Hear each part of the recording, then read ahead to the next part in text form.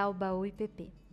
O pastor Hernandes Dias Lopes tem uma pregação lá de 2016 com o tema Homem de Gadara, o valor de uma vida, baseado em Marcos 5, dos versículos 1 ao 20, que diz o seguinte: Entre mentes chegaram à outra margem do mar, a terra dos Gerasenos.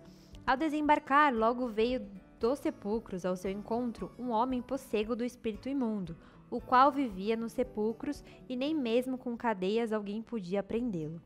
Porque tendo sido muitas vezes preso com grilhões e cadeias, as cadeias foram quebradas por eles e os grilhões despedaçados, e ninguém podia subjugá-lo.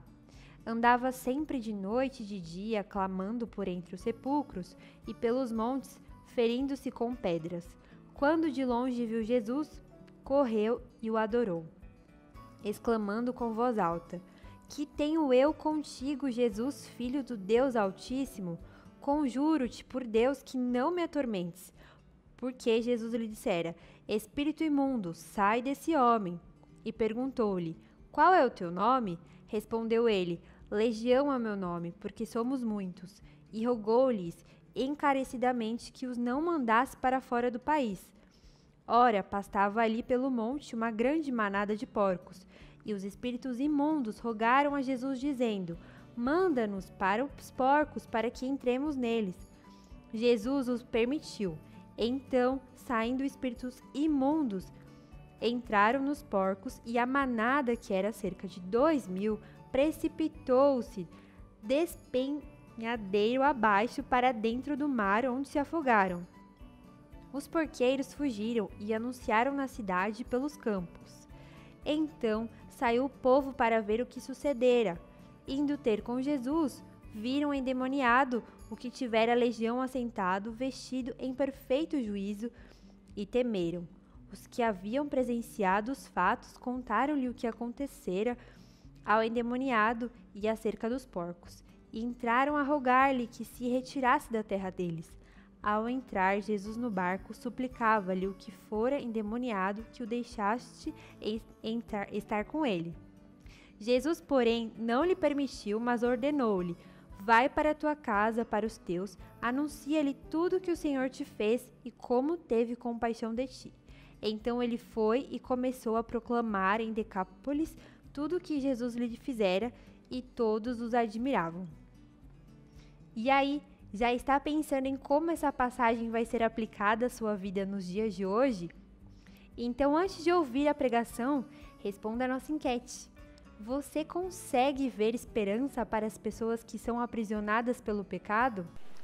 Irmãos queridos, nós vamos abrir a palavra de Deus, o Evangelho de Jesus Cristo, conforme o registro de Marcos capítulo 5. Marcos capítulo 5.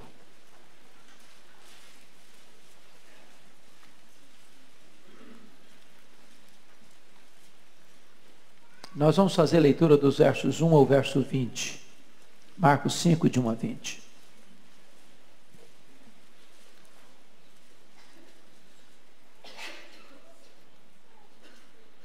Está escrito: Entre mentes chegaram a outra margem do mar, a terra dos Gerasenos. Ao desembarcar, logo veio dos sepulcros ao seu encontro um homem possesso de espírito imundo, o qual vivia nos sepulcros, e nem mesmo com cadeias alguém podia prendê-lo. Porque tendo sido muitas vezes preso com grilhões e cadeias, as cadeias foram quebradas por ele, e os grilhões despedaçados, e ninguém podia subjugá-lo. Andava sempre, de noite e de dia, clamando por entre os sepulcros e pelos montes, ferindo-se com pedras. Quando de longe viu Jesus, correu e o adorou, exclamando em alta voz: Que tenho eu contigo, Jesus, Filho do Deus Altíssimo? Conjuro-te por Deus que não me atormentes. Porque Jesus lhe dissera: Espírito imundo, sai desse homem. E perguntou-lhe: Qual é o teu nome? Respondeu ele: Legião é o meu nome, porque somos muitos. E rogou-lhe encarecidamente que os não mandasse para fora do país. Ora, pastava ali pelo monte uma grande manada de porcos. E os espíritos imundos rogaram a Jesus, dizendo: Manda-nos para os porcos, para que entremos neles. Jesus o permitiu. Então, saindo os espíritos imundos, entraram nos porcos. E a manada, que era cerca de 2.000, precipitou-se de despenhadeiro abaixo para dentro do mar, onde se afogaram. Os porqueiros fugiram e o anunciaram na cidade pelos campos. Então saiu o povo para ver o que sucedera. Indo ter com Jesus, viram o endemoniado, o que tivera a legião, assentado, vestido, em perfeito juízo, e temeram. Os que haviam presenciado os fatos, contaram-lhes o que acontecera ao endemoniado e acerca dos porcos. E entraram a rogar-lhe que se retirasse da terra deles. Ao entrar Jesus no barco, suplicava-lhe o que for endemoniado, que o deixasse estar com ele. Jesus, porém, não lhe o permitiu, mas ordenou-lhe: Vai para a tua casa, para os teus, anuncia-lhes tudo que o Senhor te fez, e como teve compaixão de ti. Então, ele foi e começou a proclamar em Decápolis tudo o que Jesus lhe fizera, e todos se admiravam. Amém. Irmãos queridos, o mundo tem hoje mais de 7 bilhões de pessoas. Mais de 7 bilhões de pessoas. Dos mais diversos matizes raciais. Dos mais diferentes estofos culturais. Pessoas das mais diversas religiões. Brancos, negros, pardos, amarelos, religiosos, ateus, ricos, pobres, doutores e letrados, gente mergulhada nas selvas, perdidas nas montanhas geladas da Ásia, pessoas dos grandes centros urbanos, pessoas dos mais diferentes matizes. A Bíblia diz que o amor de Jesus não é apenas por esta vasta multidão. Ele é capaz de distinguir nesta imensa multidão uma pessoa e amá-la profunda, absoluta e totalmente. E se existisse apenas essa pessoa no mundo, ele viria para morrer por ela. É assim que o apóstolo Paulo entendeu: Cristo me amou e a si mesmo se entregou por mim.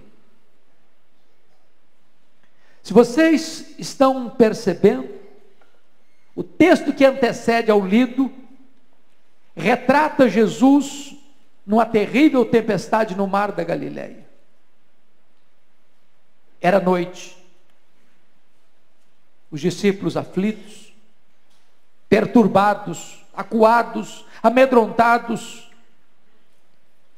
clamando a Jesus por socorro. Jesus se levanta, repreende o vento, repreende o mar, faz-se grande bonança. Mas em vez de Jesus ir para a sua casa em Cafarnaum, quartel-general de seu ministério, Jesus muda a rota e vai para o lado oriental do lago, para as montanhas de Golã, para a região dos gentios, para a região de Decápolis, para a cidade de Gadara. E ali, ao desembarcar, no sopé de um grande despenhadeiro, onde estava situado, onde tinha um cemitério, E naquela noite trevosa, Jesus chega ali, por causa de um homem, enjeitado da família, um homem rejeitado pela sociedade, um homem que não tinha nome, não tinha dignidade, não tinha mais valor para a sociedade, um homem arruinado pelo pecado, um homem sucateado pelo diabo, um homem que estava prisioneiro das forças espirituais malignas. E apesar desse homem ter sido enjeitado pela sociedade, enjeitado pela sua família, Jesus faz uma viagem, depois de uma terrível tempestade, de noite, para um território gentílico, simplesmente por causa deste homem. Jesus Cristo não tem preferência, rico ou pobre, branco ou negro, doutor ou iletrado. Ele ama o homem, com todas as suas mazelas, com todas as suas ruínas. Ele vem ao encontro deles, para libertá-los, para transformá-los, para salvá-los.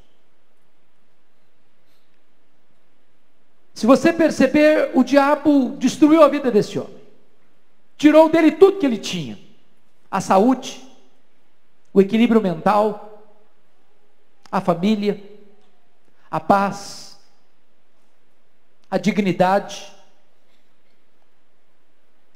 Esse homem não tem mais nada, está à deriva, sem casa, sem roupa, sem paz, sem sossego, está nu, entre os sepulcros, entre os mortos, ferindo-se com pedras, perturbado, cheio de fúria, de ira. É uma ameaça para a sociedade, é uma ameaça para a família, é um pária humano, é um aborto vivo. E não obstante toda essa destruição, pois vivia dentro dele uma legião de demônios, Jesus Cristo se importa com ele, Jesus Cristo valoriza ele, Jesus Cristo faz uma viagem para libertá-lo e para salvá-lo. Isso significa para nós, irmãos, que Deus não tem lata de lixo. Isso significa para nós que para Deus não tem vida irrecuperável. Isso significa para nós que não há caso perdido para Deus. Isso significa para nós que jamais devemos desistir de esperar o milagre da conversão, da transformação, da libertação dos cativos. E eu gostaria então de convidar você para olhar esse texto comigo e para ver o que é que Satanás fez na vida desse homem, para depois nós vermos o que Jesus Cristo fez na vida dele. A primeira coisa que esse texto deixa claro é que esse homem estava possuído por uma legião de demônios. É bem verdade que nem todas as pessoas que estão nas mãos de Satanás estão possessas, mas esse estava possesso. Quando Jesus pergunta qual é o seu nome, ele não responde João, José, Simão. Ele responde legião, porque somos muitos. Quem responde não é ele, mas as entidades malignas que habitavam nele, que governavam a mente dele, que gerenciavam os pensamentos dele. Para nós entendermos o grau de escravidão deste homem, nós precisamos entender o que é uma legião. Legião é um termo militar. Legião era uma corporação romana de 6.000 soldados. Legião era a força, era a máquina militar mais temida da época. A legião compunha os guerreiros mais perigosos, os atiradores, os flecheiros, os incendiários. Era uma força militar irresistível. Quando a legião romana entrava numa cidade, numa província, arrasava tudo, destruía tudo, matava todos. O que esse texto quer dizer para nós, irmãos, é que existe também uma força maligna que não pode ser combatida com armas carnais, que está em ação e em curso na história, destruindo vidas, arruinando famílias, arrebentando com pessoas, jogando-as na vala do desespero, da escravidão, da morte. É exatamente este o retrato que nós vemos hoje, de uma sociedade machucada, ferida, barbarizada, desumanizada, bestializada, por uma força maligna que veio para roubar, matar e destruir. Esse homem, ele não é dono da vida dele, ele não é dono da personalidade dele, ele não controla os seus próprios gestos, os seus próprios atos, porque dentro dele há uma entidade maligna. É bem verdade, irmãos, que às vezes hoje a gente pensa em possessão demoníaca, retratado por este homem. E tem muita gente que, à luz dos filmes que parecem por aí de possessão, pensa que uma pessoa possessa fica revirando os olhos, fica babando pelos cantos da boca e fica falando uma palavra esquisita, e então acham que esse é o perfil de uma pessoa endemoniada. Mas lembre que Judas Iscariotes, Satanás entrou nele, e ele não revirou os olhos, e ele não babou, e ele não falou com outra palavra estranha. Ele saiu da mesa onde Jesus celebrava a ceia e foi vender Jesus por 30 moedas de prata. Há muitas pessoas com ternos bem cortados, com sapatos bem engraxados, nos mais bonitos escritórios de São Paulo e do mundo, que por ganância e amor ao dinheiro são tomadas por Satanás para traírem o Filho de Deus. Satanás está em curso agindo, e ele é ladrão, e ele é assassino, e ele veio para roubar, ele veio para matar, e ele veio para destruir. Este homem é uma vítima dessa ação maligna. Mas em segundo lugar, irmãos, notem vocês que a força maligna nesse homem não pode ser contida por força humana, porque diz a Bíblia que eles colocaram algemas, eles colocaram cadeias, e ele despedaçava tudo. Ninguém podia detê-lo, diz a Bíblia. Havia uma força descomunal, não humana, não terrena, mas sobrenatural, espiritual, maligna, agindo na vida dele, que o levava à destruição. Segundo, terceiro, o texto nos informa, e se você ler os textos paralelos de Mateus e de Lucas, você vai perceber isso. O espírito maligno que estava neste homem levava-o a um sentimento de raiva, de fúria, de violência. Vocês não percebem que o que está acontecendo no mundo hoje parece que transborda fúria? Eu não sei se vocês se chocam com isso, ou se vocês olham nessa perspectiva, mas veja hoje os filmes de Hollywood. Irmãos, é um grau de violência fora do normal. É uma coisa que não bate com a realidade da vida. Por mais barbarizada que esteja a sociedade, por mais sanguinária que seja a sociedade, os filmes exploram um nível tão elevado de sangue, de violência, de barbaridade, que parece-nos que por trás existe uma mente maligna, perversa, extremamente raivosa, para destruir a sociedade, para destruir a família, para destruir o ser humano. Quarto lugar, você vai notar que esse homem está tomado por um senso de autodestruição. Diz a Bíblia que ele se feria com pedras. Gente, a principal coisa que nós temos como ser humano é o sentimento natural da autopreservação. Se alguém atira uma pedra em você, o natural é você tirar o corpo fora. Se alguém ameaçar você, o natural é você se defender. Esse homem perdeu o amor próprio, esse homem se entrega à autodestruição, e é assim que Satanás faz hoje. Destrói as pessoas, elas perdem o amor próprio, elas perdem o sentido e o amor à vida, nas drogas, na promiscuidade, na mentira, na ganância, na soberba.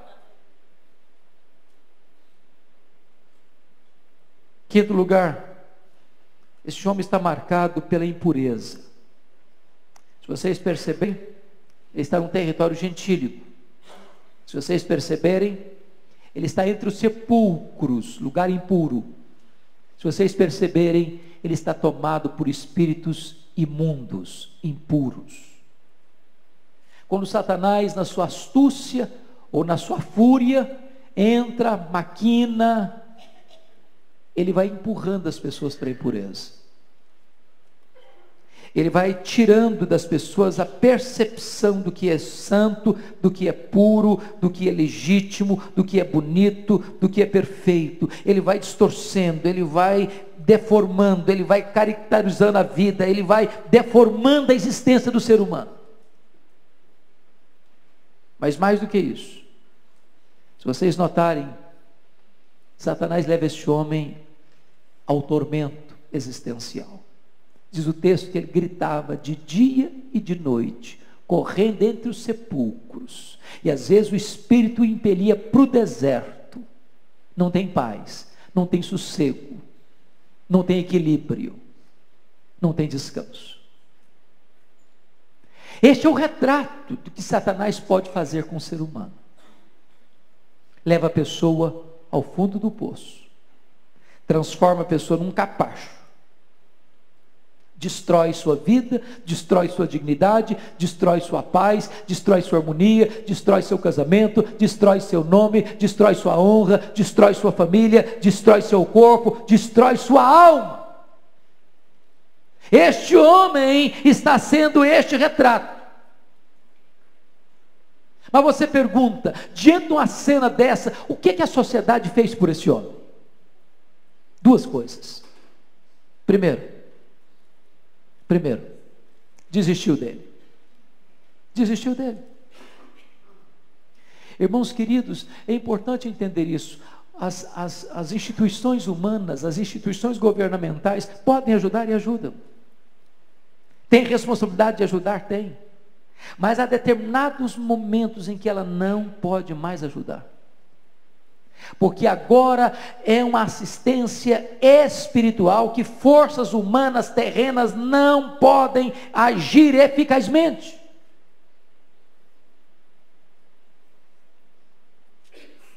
É uma obra espiritual. E é nesse sentido que o apóstolo Paulo diz que essa luta não é carnal. Você não vence essa luta com armas carnais. Tem que ser com armas espirituais, poderosas em Deus, para destruir fortalezas e anular sofismas. A sociedade desistiu desse homem. Esse homem está habitando entre os sepulcros, esse homem está no mundo dos mortos, esse homem virou um transtorno para a família, para a sociedade, e a sociedade desiste dele, porque os recursos que a sociedade tem para resolver o problema dele são falíveis, são pequenos, são limitados, são insuficientes. O máximo que a sociedade pode fazer por ele é botar uma algema no braço dele. Nem essa algema pode contê-lo. Portanto, queridos irmãos, somente Jesus Cristo, Filho de Deus, pode trazer esperança para os escravizados pelo pecado, para os atormentados por Satanás, por aqueles que foram marcados, machucados, feridos, arruinados, sucateados por forças demoníacas. Talvez você pense assim: bom, mas será que então só aqueles que estão arruinados na sarjeta? E os que vivem uma vida boa? E os que vestem roupas bonitas? E os que frequentam as festas mais requintadas? E os que andam de carros mais luxuosos? E os que frequentam as universidades mais famosas? E os que viajam pelo mundo? E os que granjeiam dinheiro? E os que adquirem fama e sucesso? Satanás anda longe dessas pessoas? Ou elas também estão sendo alvos desse ataque terrível, sutil, perigoso? Porque às vezes, irmãos, a gente pensa que Satanás só age dentro desse território terrível, assombroso. Mas eu lhes direi que o humanismo antropocêntrico, idolátrico, materialista, consumista, ateísta, é uma forma muito mais sutil, muito mais perigosa, que arranca tanta gente para levar para a escravidão, para a morte, para o inferno. Foi por isso que Jesus Cristo disse para Pedro, quando Pedro queria desviá-lo da cruz: arreda, Satanás. O que Jesus Cristo fez por esse homem? Primeira coisa que eu encontro nesse texto, irmãos, é que Jesus libertou esse homem. É que Jesus quebrou as correntes. É que Jesus rompeu os grilhões. É que Jesus abriu os portões de ferro. É que aquele homem que não sabia o que era liberdade, o que era equilíbrio, o que era paz, o que era sossego para a sua alma, o que era perdão para os seus pecados, o que era alegria de viver, Jesus Cristo fez por ele. Eu não conheço a sua história, eu não conheço a sua vida, eu não conheço os detalhes da sua existência, mas eu quero dizer para você nesta noite, em nome de Jesus, que Jesus de Nazaré está aqui nesta casa, está aqui neste templo, e Ele é poderoso para perdoar, para libertar, para transformar, para trazer paz para a sua alma, para trazer equilíbrio para o seu coração, para trazer vida para a sua vida. A segunda coisa que Jesus Cristo fez para esse homem, irmãos, foi devolver a ele a dignidade da vida. Devolver dignidade da vida. A primeira coisa que você vai notar é que esse homem está assentado agora aos pés do Senhor Jesus. Esse homem não tinha paz, ele não tinha sossego, ele não sentava, ele não dormia, ele não descansava. A alma dele era uma tempestade, o coração dele era uma tormenta. Os vendavais que sopravam furiosamente na vida desse homem eram piores do que os vendavais que Jesus acalmou no mar da Galileia. E agora, quando Jesus o liberta, esse homem está em paz, sereno, assentado aos pés do Senhor Jesus. Talvez você não tenha tido descanso para o seu coração. Tudo que você faz não faz sentido. Tudo que você ganha não preenche o vazio do seu coração. Você vai para aqui, você corre para lá. Mas a sua alma está inquieta, desassossegada. Eu quero dizer para você que Jesus pode acalmar o seu coração. Ele pode aquietar a sua alma. Ele pode serenar o seu coração. E você pode conhecer a bênção de assentar aos pés de Jesus, para ouvir a sua doce voz, para aprender com Ele, que é manso e humilde o coração. Ele pode dar significado à sua vida, Ele pode dar paz à sua alma, Ele pode dar equilíbrio para o seu viver. A terceira coisa que o texto nos informa é que este homem, notem isso, ele está vestido. É curioso isso. Já perceberam como Satanás quer deixar as pessoas nuas? Expô-las? Já perceberam como a sensualidade anda solta no ar? Já perceberam como esse sentimento de atrair as pessoas pela sensualidade é tão forte na nossa cultura? Aqueles que têm um encontro com Jesus Cristo, eles passam a ter respeito próprio, pudor. Pudor. Eu posso lhes dizer que as nossas vestes revelam mais o nosso interior do que cobrem o nosso exterior. As nossas vestes revelam muito mais a nossa alma do que cobrem o nosso corpo. Quando você tem um encontro com Jesus, você começa a entender que o seu corpo é o templo do Espírito Santo. Que você não pode usá-lo de maneira irresponsável para provocar a sedução e levar o outro ao pecado, mas você tem responsabilidade de cuidar do seu corpo com dignidade. Mas mais do que isso, o texto nos informa que esse homem está também em perfeito juízo. Perfeito juízo. Os estragos que Satanás fez na mente desse homem foram revertidos. Aquilo que poderia ser talvez diagnosticado como uma doença mental, apenas como uma doença mental, Jesus Cristo vai lá e repara. Podem ter certeza disso, irmãos. É muito perigoso a gente dar um diagnóstico errado. Eu gosto muito de um escritor que diz o seguinte: eu prefiro chamar demônio de gente que chamar gente de demônio. Eu prefiro errar chamando demônio de gente que chamando gente de demônio. Porque hoje, dentro do meio evangélico, qualquer probleminha emocional é o demônio.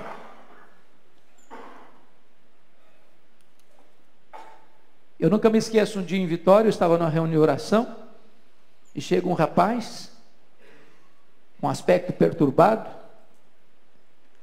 e as pessoas que estavam na reunião de oração ficaram um pouco cismadas de orar com ele. E então eu fui, por livre e espontânea pressão, escalado para orar com ele. E obviamente eu orei de olho aberto. É claro.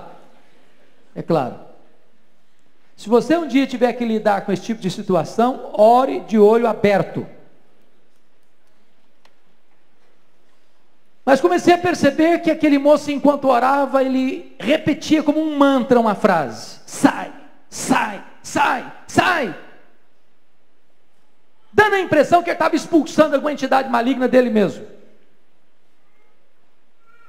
Percebi imediatamente que aquele moço não tinha nada de demônio. Ele era um menino que tinha um problema mental grave, sério, precisava de tratamento. Quando fui examiná-lo, conversar com ele em detalhes, percebi que ele frequentava algumas igrejas neopentecostais. E lá, ao chegar, as pessoas queriam expulsar os demônios dele. Sai, sai, sai. E essa frase ficou gravada na mente dele. E ele continuou dizendo: sai, sai, sai.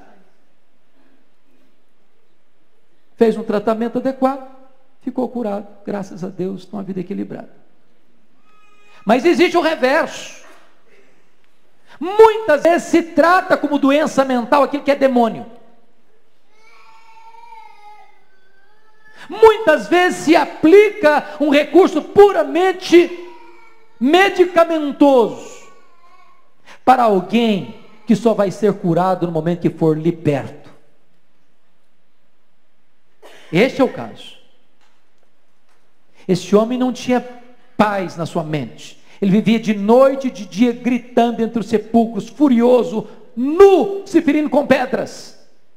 E no exato momento em que ele foi liberto, no exato momento em que ele foi perdoado, no exato momento em que ele foi salvo, diz a Bíblia que ele estava em perfeito juízo, vestido, assentado aos pés do Senhor Jesus.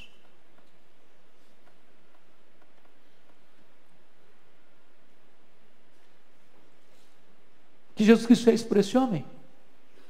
Jesus Cristo deu para ele uma gloriosa missão. Uma gloriosa missão. Fez dele um missionário. E aqui eu fico tão encantado com o Evangelho. Porque talvez a pessoa que hoje mais faz você chorar, talvez hoje a pessoa que mais traz preocupação para a sua família, talvez hoje a pessoa que mais faz você ficar angustiado, chorando, desesperado, diz: meu Deus, o que nós vamos fazer? O que nós vamos fazer? O que nós vamos fazer? Deus pode fazer um milagre tamanho na vida dessa pessoa, que essa pessoa vai ser o motivo e a fonte da maior alegria da sua família. Aquele homem que era um capacho de Satanás, transforma-se em um missionário para sua família, para sua terra, para as 10 cidades de Decápolis. Mas, queridos irmãos, eu gostaria de concluir esta breve meditação dizendo para vocês que esse texto me intriga profundamente. Me intriga porque ele está eivado de pedidos, de petições. E Jesus atende uma série de pedidos, de petições. E quem primeiro pede nesse texto são os demônios. Eu não diria para você que os demônios oram, não. Acho que o demônio não ora, mas pede. E quando Jesus chega em Gadara, aquele homem endemoniado corre, se prostra diante de Jesus, adora-o, chama-o de Filho de Deus, com medo de viesse atormentar-nos antes do tempo, e faz 3 pedidos para Jesus. Primeiro, não nos atormentes antes do tempo. Preste atenção nisso. Ao mesmo tempo que Jesus é o libertador dos escravos, Ele é o atormentador dos demônios. Segundo pedido: não nos mandes para fora do país. Terceiro pedido: manda-nos para essa manada de porcos. Tinham 2.000 porcos pastando na região. E diz o texto que Jesus atendeu aos 3 pedidos. Aos 3 pedidos.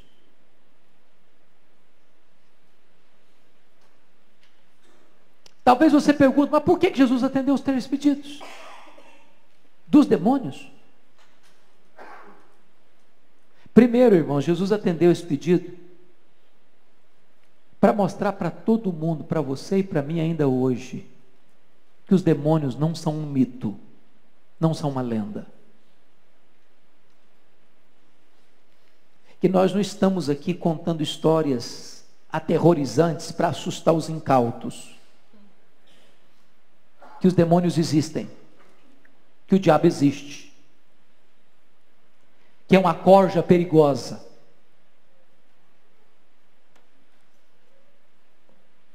que são espíritos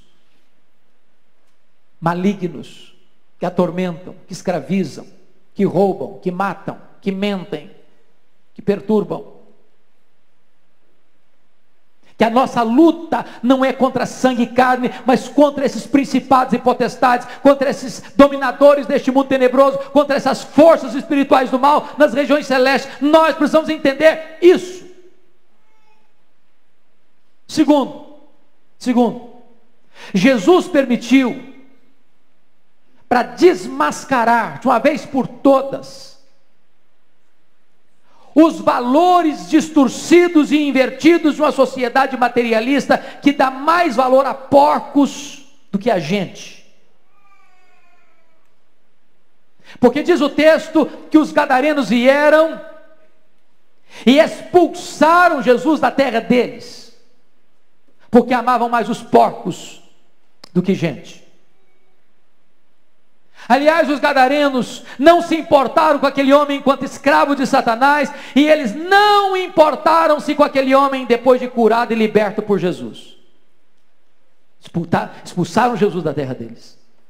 Terceiro, Jesus permitiu, para ficar claro, evidente para todos, que quem tem poder e quem tem autoridade é Ele, Jesus Cristo.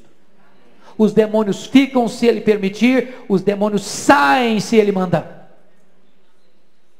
É importante entender isso, queridos irmãos. Nós estamos diante daquele que veio para desfazer as obras do diabo. Nós estamos diante daquele que já foi lá e amarrou o valente, e arrancou a armadura do valente, e saqueou a casa do valente. Você e eu, estando aqui nesta noite, somos prova disso.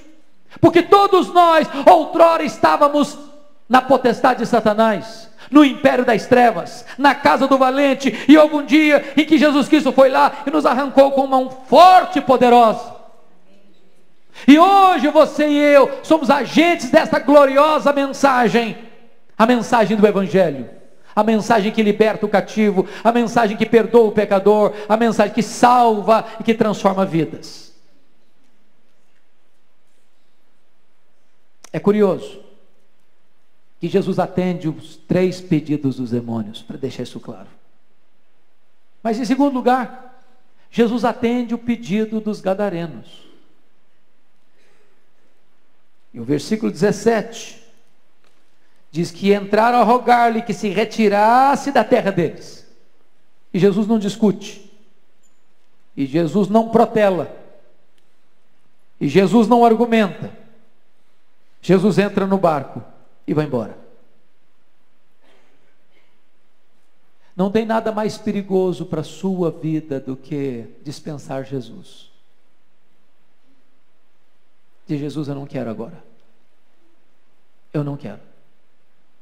É um grande risco, é um grande perigo. Mas o que me choca e que me deixa perplexo nesse texto, e eu termino aqui, é que também esse homem agora, depois de curado, liberto, sentado aos pés de Jesus, em perfeito juízo, vestido, perdoado, salvo, também faz um pedido para Jesus. Versículo 18: ao entrar Jesus no barco, suplicava-lhe o que for endemoniado que o deixasse estar com ele. E Jesus, que acabara de atender os 3 pedidos dos demônios, e Jesus, que acabara de atender o pedido dos gadarenos, não atende o pedido desse homem. Não atende.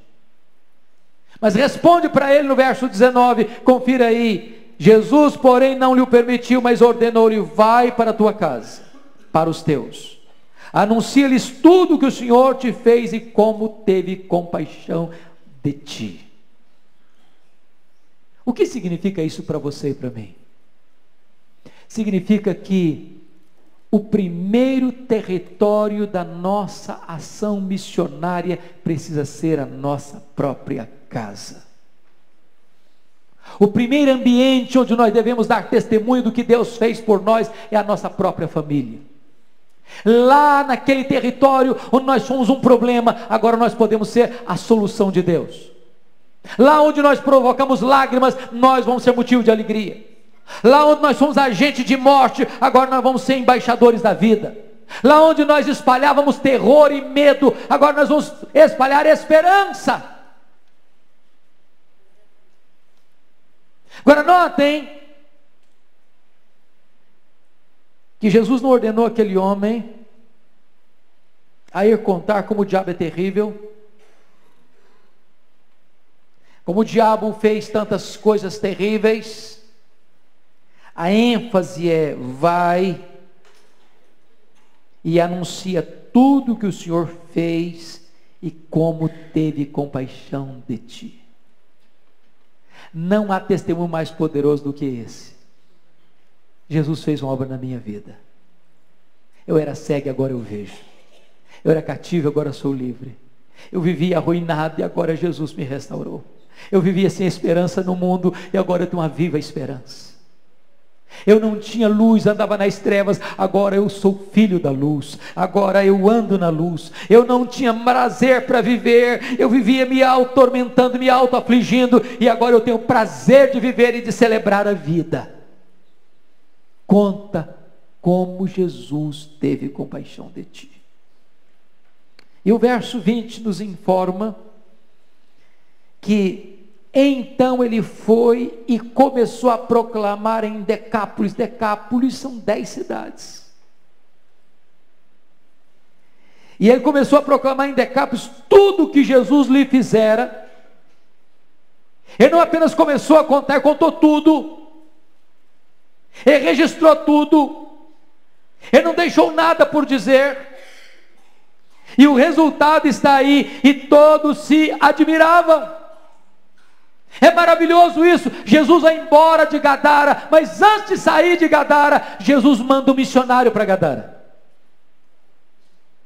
Jesus foi expulso daquela terra, mas antes de ser arrancado de lá, ele envia alguém para contar para eles como Deus é maravilhoso. Queridos irmãos, a Igreja Presbiteriana de Pinheiros tem tido diante de Deus o cuidado, o peso, a preocupação, o desejo, o projeto, o anseio de alcançar essa cidade. De alcançar essa cidade. Ricos e pobres. Gente da Cracolândia, gente de cobertura, de apartamento de cobertura. Gente que não sabe assinar o nome. E gente que faz pós-doutorado.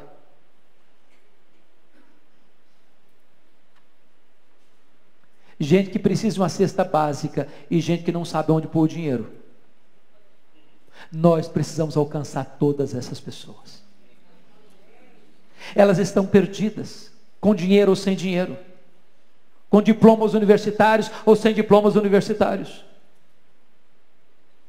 Não importa a roupa que elas vestem, o carro que elas andam, o apartamento e a casa que elas moram, não importa a condição social que elas têm, se elas não estão em Cristo, elas estão perdidas, elas estão arruinadas, elas estão sem esperança, e nós precisamos entender isso. E que a mesma pressa, que a mesma compaixão de Jesus, que diante de uma noite trevosa de tempestade, depois de um dia exaustivo de ensino, ele faz uma jornada solitária para um lugar solitário, num cemitério, porque um homem arruinado estava lá, precisando de graça, de libertação, de salvação, de perdão, de nova vida. E agora esse homem é um novo homem, e esse homem agora é um missionário, uma bênção para suas cidades, uma bênção para sua família.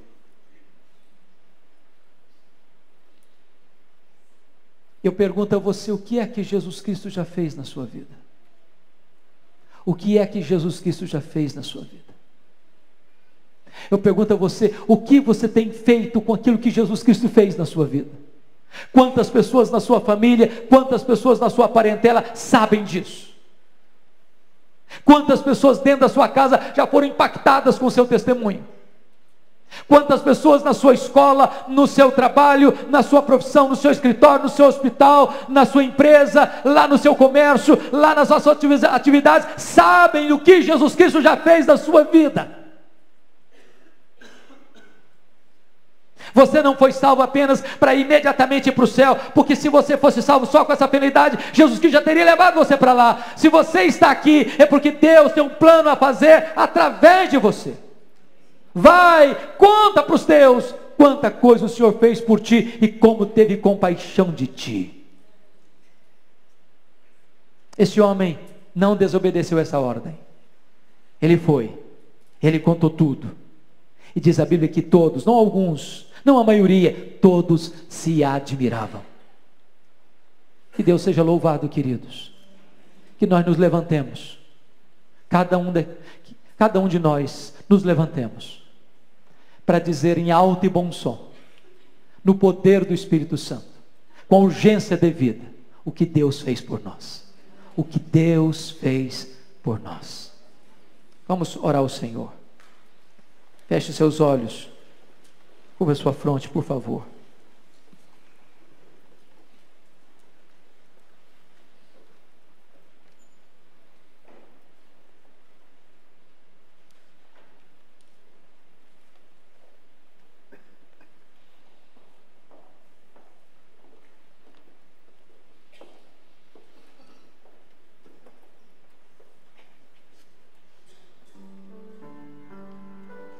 Eu sei que muitos aqui, por uma questão de personalidade ou de temperamento, têm suas limitações de falar abertamente. Talvez aqui muitos tenham ainda limitação de conhecimento. Mas nenhum de nós está dispensado de testemunhar o que Deus fez por nós. Se não soubermos falar nada, talvez possamos dizer: eu só sei de uma coisa, é que eu era cego e agora eu vejo. Eu estava perdido e agora fui encontrado. A minha vida não fazia sentido e agora faz sentido. Havia um vazio na minha alma e agora eu estou cheio do Espírito Santo. Havia uma tristeza nos meus olhos e agora a alegria do Senhor é a minha força. Eu não tinha esperança e agora eu tenho uma viva esperança. Eu tinha medo de morrer, agora eu sei que para mim o morrer é lucro. Vai para os teus, vai para a tua família, vai para a tua parentela, vai para a tua cidade, vai para a tua empresa, vai para o teu escritório, vai para a tua universidade, vai para o teu hospital, vai para a rua, conta para as pessoas tudo quanto Deus fez por você, como Jesus teve compaixão de você. Não se omita, não se acovarde, não feche sua boca, não enrole, ensarilhe as armas, não chegue diante de Jesus de mãos vazias. Ele nos salvou, Ele nos libertou, e agora Ele nos envia, Ele nos comissiona. E todos nós que ouvimos o seu chamado para a salvação, devemos receber agora e ouvir a sua convocação para a missão. Ó Deus, abençoa o teu povo, abençoa a tua igreja. Se houver alguém aqui nesta noite, Deus, que ainda precisa ser liberto, precisa ser transformado pelo poder do Evangelho, está vivendo sem paz, arruinado, perdido, confuso, alcance esse coração nesta noite, que haja salvação nesta casa nesta noite. Se há alguém aqui, meu Deus, que já foi salvo, mas ainda não é uma testemunha viva, corajosa, cheia do Espírito Santo, Senhor, reveste esta pessoa agora com o poder do alto. Dê a ela a alegria de ganhar seus familiares, seus amigos, seus colegas para Jesus. Dê-lhes a experiência de falar a tempo e a fora de tempo deste nome que é sobre todo nome, o nome que está acima dos demônios, o nome que venceu o pecado, o nome que venceu a morte, o nome que traz esperança para o homem, o nome de Jesus. Levanta a tua igreja, Senhor. Esta igreja que está espalhada nessa cidade, faz esta igreja um facho de luz nessa cidade. Faz esta igreja uma agência do teu reino nesta cidade. Faz esta igreja, Deus, uma igreja ganhadora de almas nessa cidade. E permita, Deus, que nós vejamos este testemunho se espalhando e muita gente vindo a te conhecer e a se render aos pés do Salvador. Glória ao teu nome, porque Jesus Cristo entrou na nossa história. Glória ao teu nome, porque hoje temos uma viva esperança. Bendito é o teu nome, Senhor, em nome de Jesus, amém. E aí, gostou da pregação? Já tinha refletindo no mundo espiritual dessa forma? Já parou para pensar em como o jugo maligno é terrível para o ser humano? Espero que você tenha atingido uma consciência realista em relação a isso. Amanhã nós voltamos com mais Baú IPP. Tchau! Eu li rápido, será? Eu enganei.